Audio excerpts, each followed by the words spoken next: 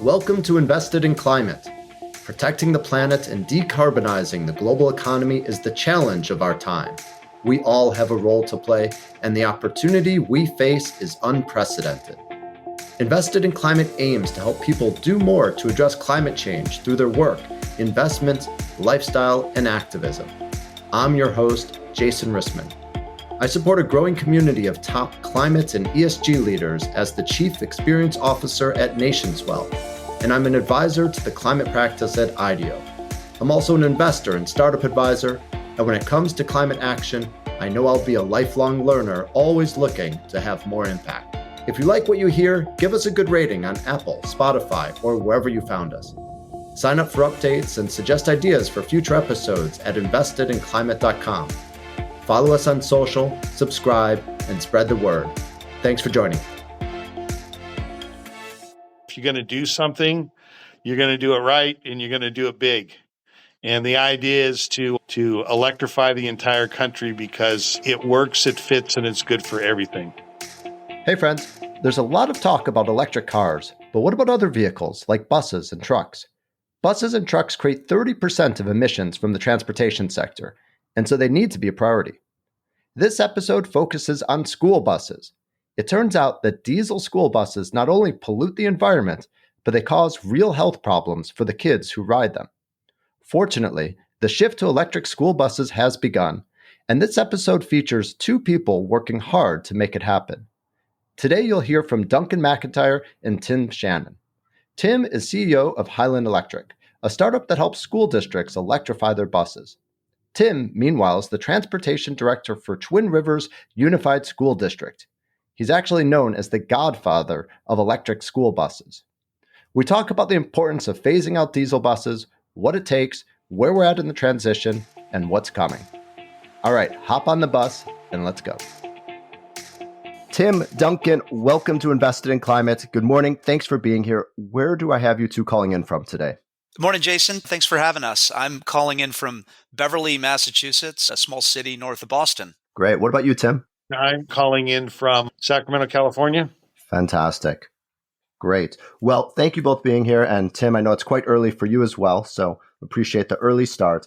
So we're here to talk about school buses, but before we dive into why buses are relevant to climate change and what you're doing about it, let's just find out who you guys are. Let's start with Duncan. Tell us a bit about the organization you're representing, your role, and how you came to focus on. I'm part of a company called Highland Electric Fleets, and I've had a career in and around climate change, starting in renewable energy, in the finance side of renewable energy, and then ultimately started Highland almost 5 years ago after an obsession with electrifying municipal fleets overtook me. The business that we're involved in here today is all about making it cheaper and easier for cities and governments to electrify their fleets. If you look at the landscape, there's a ton of interest, growing demand, but it's typically too expensive to convert fleets, and it's complicated to sort out all the details and make them really reliable. So we provide financing and services to drive this technology transition. And I act as the CEO. I sit on our board. I'm the company's founder, and it's without question the most rewarding business I've ever been a part of. Duncan, tell us just quickly about the history and state of Highland. How long have you been around, and what sort of progress have you made in terms of building the company? Jason, we're almost 5 years old, so still relatively young. We are venture-backed. We've raised a little over $250 million. It may sound like a lot of money, but we're in an asset-intensive business. We've got close to 100 employees. We're in 17 states, and we're the largest buyer and operator of electric school buses anywhere in the country today. So we see a tremendous opportunity, a lot of demand in our market, and we're capitalized to invest to continue to be the leader in the space. Fantastic. Thanks, Duncan. Tim, what about you?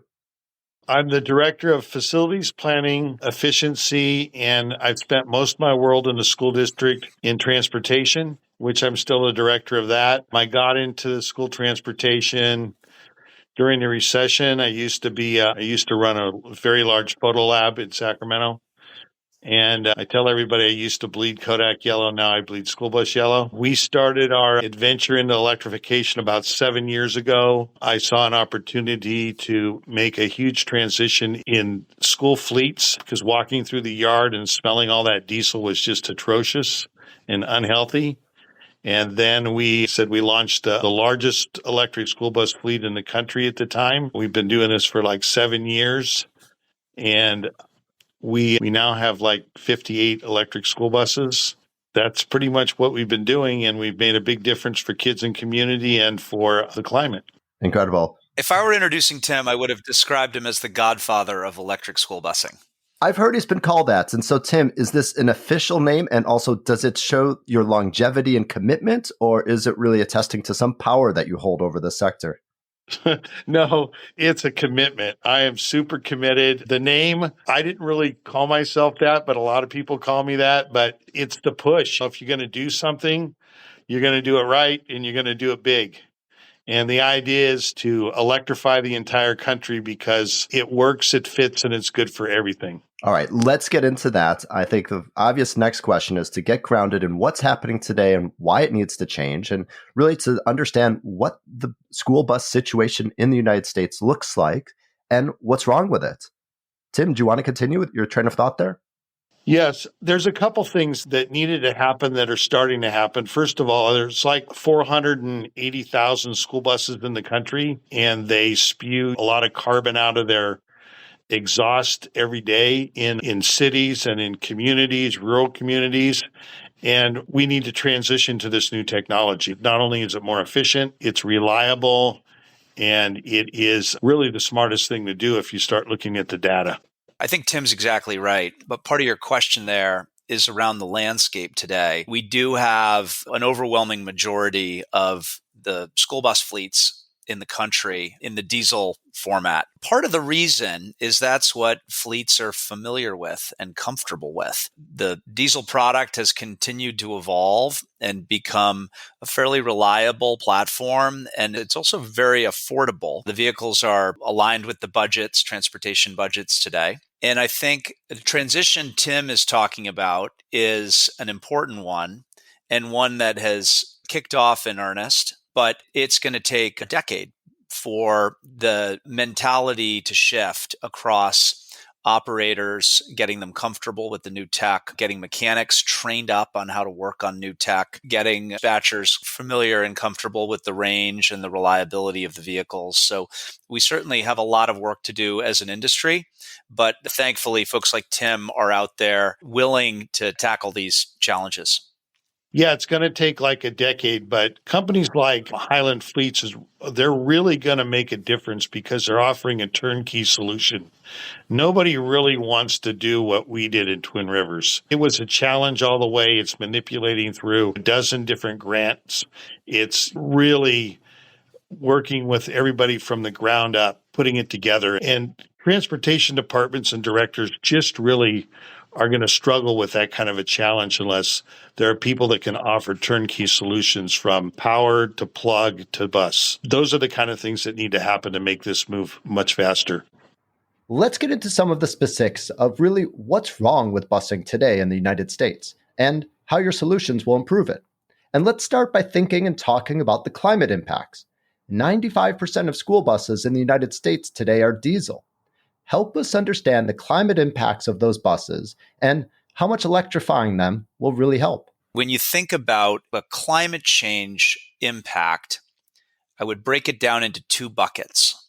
The first bucket is the efficiency you gain in going from a combustion engine and going to an electric engine. It's just far more efficient. So you're just going to create propulsion more efficiently. The second bucket is truly all around the carbon content of the kilowatt hour compared to that of a diesel. Our school bus projects run in Colorado, in Illinois, in Canada, in Maryland, in Florida, in California.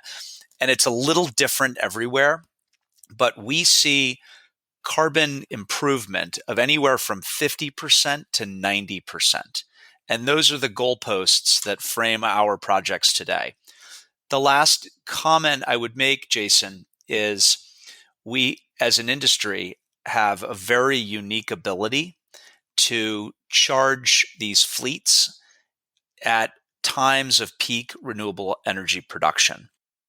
These fleets sit idle 92% of the hours in a year, which makes them very well suited not only as stationary batteries that can support the grid, but also as fleets that can charge inexpensively and in the cleanest possible way.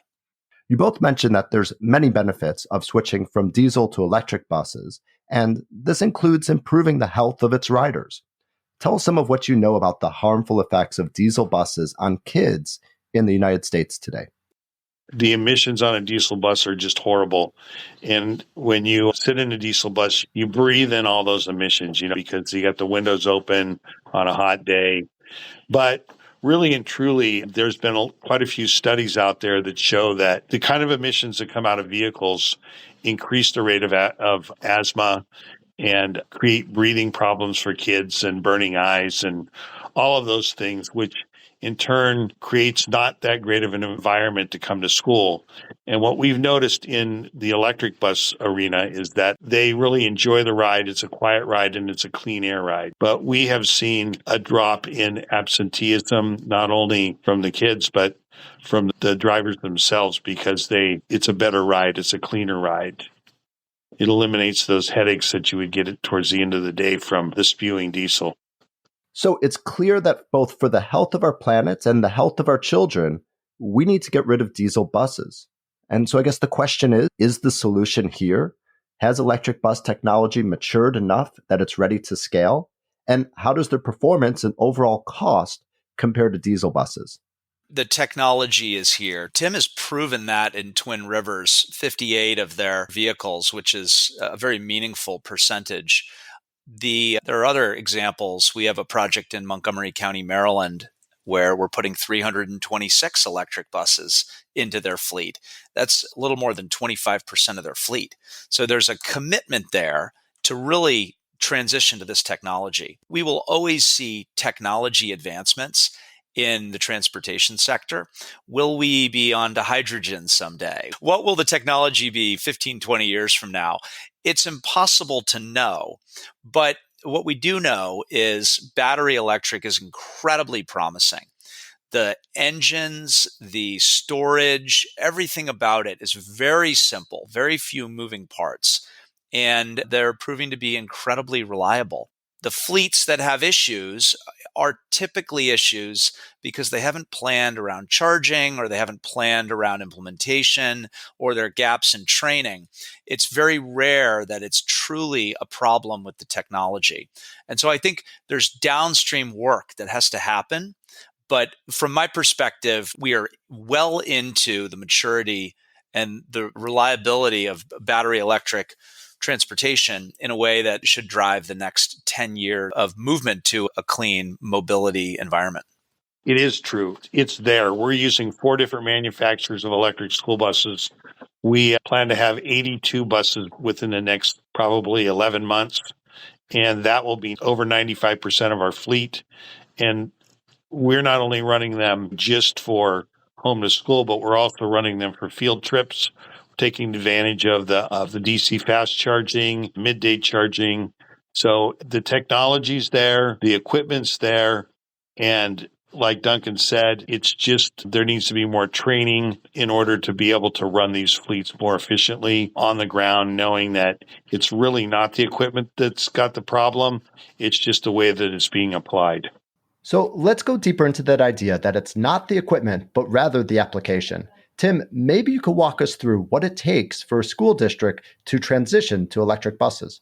Well, I will tell you that it takes a heck of a lot of planning, and it takes a huge team, because it's a little different than just gas and go, as I say, with the diesel technology. It's the planning of the infrastructure. It's working with your electricity provider, which In some areas, it's a little harder than others. We're pretty fortunate in Sacramento working with SMUD, but you have to plan all that, and then it takes time. We got our original 8 electric buses, and we plugged them into 110 outlets, and it took 4 days to charge because we didn't have the infrastructure. And infrastructure and equipment takes sometimes 8 to 12 months to put in, especially with supply chain. And then you have to work with your utilities because let's say you have this grandiose plan, but there's not enough power coming into your bus yard. So then there has to be upgrades made. Depending on your utility, that could take 11 to 24 months.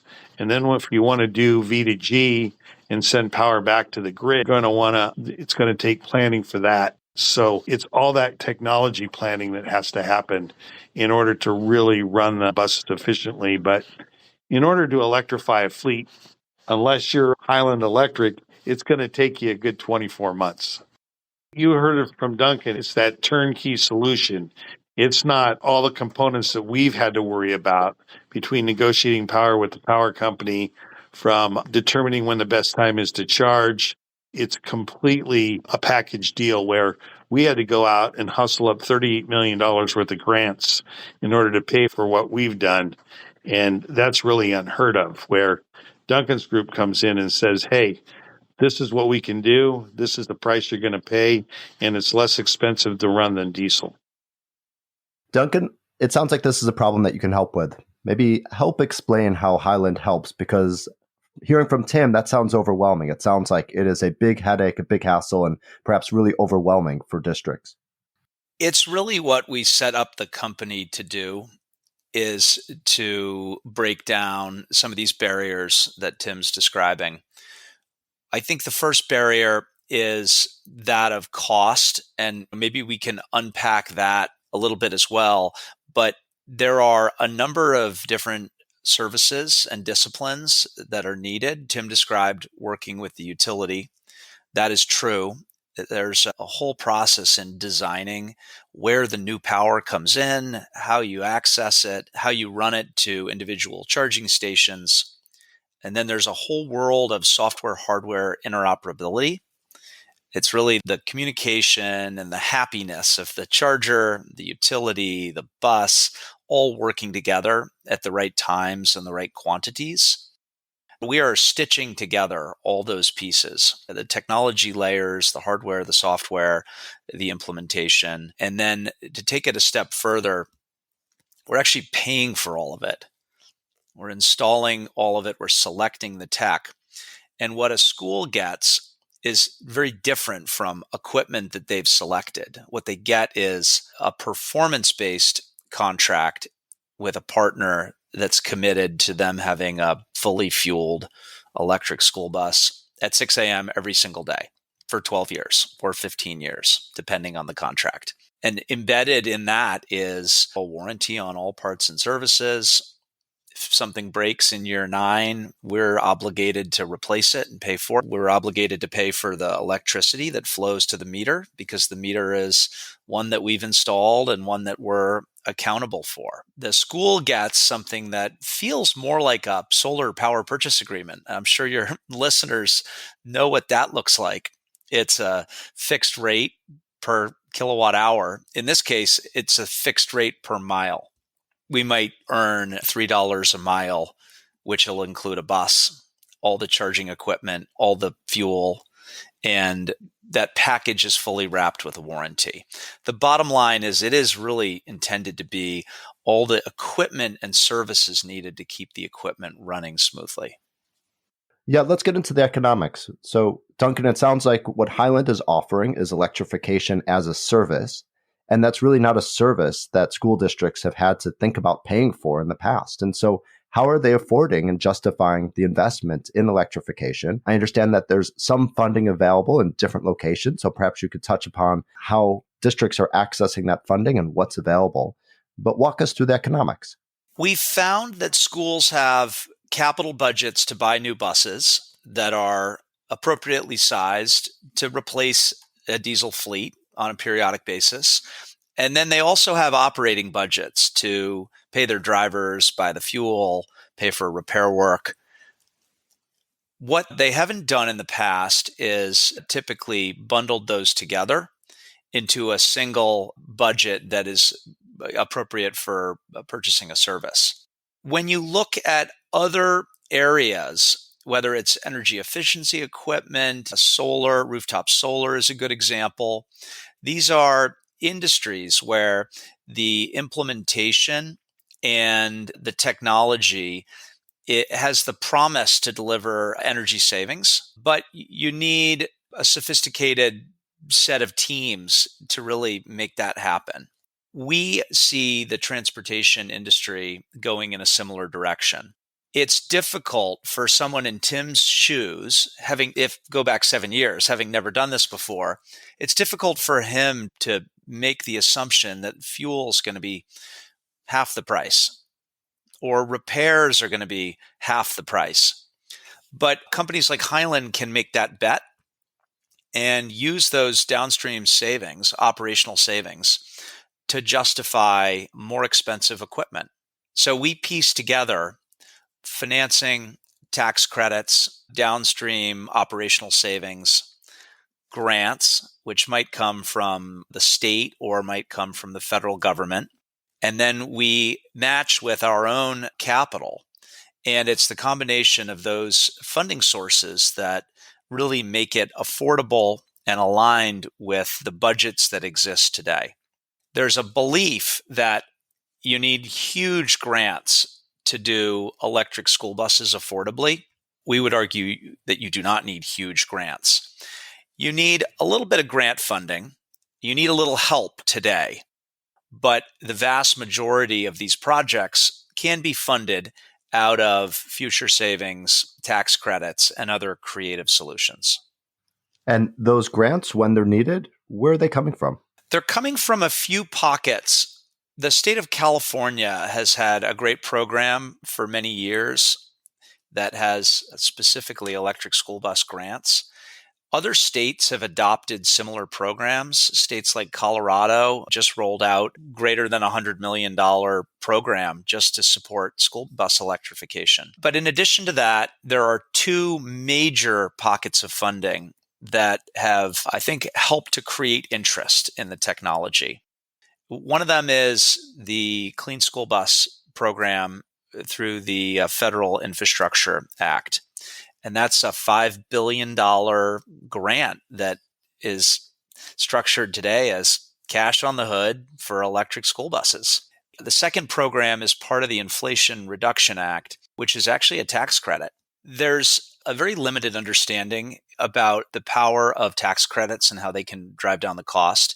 They ended up being the thing that mattered in solar. Most people don't really understand how they work, but they know that it's just a lot cheaper to sign a PPA. And, with the IRA, there's a lot of power there. I think the key takeaway is communities need to just take a look. They really need to just frame up the difference between buying on their own and what a public-private partnership looks like. Because when they actually compare those two things, they all see very cleanly and easily that it's just much cheaper if someone else can monetize the tax credits.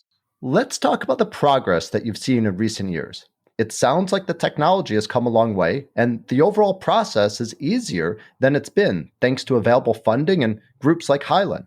So let's talk about adoption. Where are we in terms of the transition to electric buses? It's a good question. It is ticking up meaningfully right now. If you go back a year or 2 years ago, the electric school bus projects that you would read about were all grants, with the exception maybe of what Tim was doing and has been doing at Twin Rivers. And these grants I describe were all tiny, 1 bus, 2 bus. Think about them more as pilot projects. In the last 12 months, there's been a meaningful turning of the tides. There are many more projects out there that are more geared around entire fleet transitions, where more of the new buses they buy will be electric in the future than not electric. I mentioned Montgomery County in Maryland. That's a great example. We are serving both rural and urban districts in states like Illinois, where half or over half of their fleet will be converted to electric over the course of a number of years. When you stack it up and look at the whole market, the electric school bus space still represents a very small portion in terms of overall penetration. But if you think about 36,000 new school buses roll off of a production line every year into school districts, I would bet more than 10% of those orders will be electric this year. And more than 20% of those orders will be electric next year. So that's very different than 1% or 2% from 2022. That's very true. And what Duncan, I don't know if you knew this, but as of April of this year, you cannot receive a diesel school bus in California. If you wanted to order one now, you might as well just order an electric because you can't purchase a diesel one here and receive it in time. So not a single new diesel school bus will be put on the road or used school bus will be put on the road that isn't already here. So the transition is going to happen. And in New York, that is now 2027. And in Maryland, it's 2025. And more states are adopting policy that is pretty strict. It is a very clear indicator to the market that the diesel vehicles are going to be phased out at some point in time.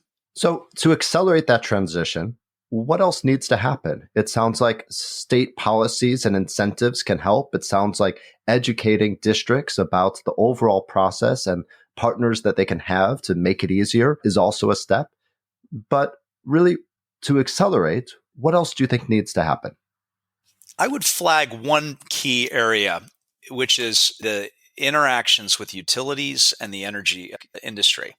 The utility companies, Tim framed it up very well earlier. They are 12 months, 18 months, 24 months out from providing new service. The way they're doing that needs to be re-envisioned for an EV fleet world. The amount of power electric fleets need is substantial. Our depot in Bethesda, Maryland, has 5 megawatts of service. To the utility company, that looks like 5 large hospitals. So it's a significant amount of power. What the utility companies need to do is create new rate tariffs, working closely with the EV industry in order to really incentivize charging at the times when there's abundant power on the system and supporting the grid by not charging during the times when the grid is strained. That, from our perspective at Highland, would make a huge difference. The utility space is notoriously slow moving. They don't innovate quickly, but this is an area where we think the utility industry needs to consider innovating a little faster. Duncan is really right about that. He's right on. We had to negotiate with our utility provider in that we charge at the optimum time and we receive a rate of about 12 cents a kilowatt hour, which is significantly lower than most places. And that's what makes it work for us.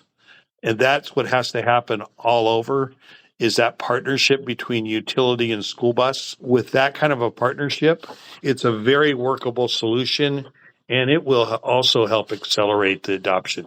With talking about utilities, it's a good moment to circle back to the potential for vehicle to grid and the potential for buses to provide a resilient, stable source of electricity. Tell us about how that potential is playing out. Are we already seeing examples of it, and how beneficial can it actually be? Jason, it's meaningful. It's really meaningful, especially in certain markets where there's a need for more power in the afternoons during certain seasons. I'll give you a few examples. We are operating in Massachusetts and Vermont in an environment where the utility relies on our school bus fleets to help shift the peak usage. In Massachusetts, it's every weekday in July and August for 2 hours, late afternoon. It's when the solar is shutting down and the demand for air conditioning and businesses to be operating is still very high. We earn over 25% of our revenue in Massachusetts from providing that activity. And what that means is we can offer lower prices to the schools. and make it even more affordable for them to convert their fleets to electric. The industry has a ways to go to unlock and really roll out all the programs that will help the industry realize the value that I just described. But for early adopters like National Grid in Massachusetts or Green Mountain Power in Vermont, it's integrated into their plans. And they rely on us and we rely on them. So we're very optimistic about the future of vehicle to grid. Tim, Duncan, you've made a really compelling case that school buses matter and that electrifying them quickly is important. So what can listeners do? Is there a role for community members to be involved in the process? And how else can people hearing this podcast be helpful? I really think that with the community being involved with their utility and giving feedback, they can help accelerate and be a part of what the utility does. One of the things that we are doing in SMUD is that we're working with not only vehicle to grid and tying in, but working with them to do PV and battery to building to grid with the school bus, and then creating a rate structure that any community that's a part of it, especially the disadvantaged community, they'll receive some credit on their electric bill, more stabilization. So that's something new that we're working with our utility, but I think it's really important that communities interact with the utilities and say, hey, we want to do this. We want to be a part of this. The community has an opportunity to raise the awareness of a few key decision makers that are involved in this decision in any community. One is school board members. There's usually one or two school board members that are very passionate about this transition, and they can be powerful advocates. The second would be a superintendent. I would write a letter to your superintendent and request that they take a deeper dive into this space. And lastly, transportation directors. I think it's good for them to hear from community members and really sort of listen to the interest level coming out of the community. So I would suggest those are a couple ways communities can get involved. Tim, Duncan, thank you both so much for being here today. Really enjoyed learning from you, and we'll be cheering you on from the sidelines. Thank you very much, Jason. Thanks for joining us for this episode of Invested in Climate. Please remember to rate us on Apple, Spotify, or Google. Find show notes, sign up for updates, get in touch, and visualize your climate action at investedinclimate.com. This podcast is for informational and entertainment purposes only and does not constitute financial, accounting, or legal advice. Thanks again.